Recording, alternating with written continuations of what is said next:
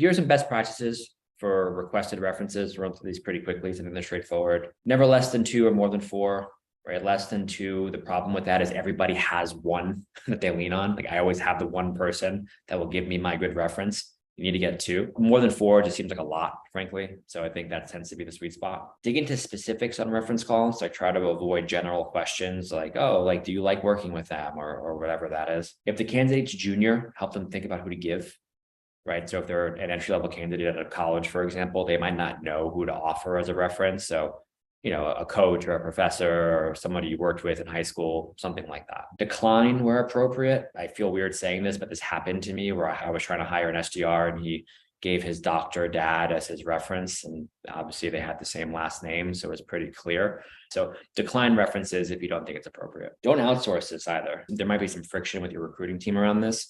I think the hiring managers have to do this. Like you have to be the person who goes and has those conversations because you're going to be the person who's going to deal with the pain of if the person is not good. So you want to turn over those cards on the call. Make sure you provide the reference with a great experience too. When I first took my head of sales job at Fundera, I gave the former head of sales at ZocDoc as my reference. And after the CEO and that person spoke, the person I gave as the reference called me and said, take that job. And I was like, why? His response to me was, if they treat their business and you as carefully as they treated that reference call, you're going to be going into a good place. Right. So just remember to provide references with a great experience because there's going to be a feedback loop back to the candidate from that reference. Schedule a call.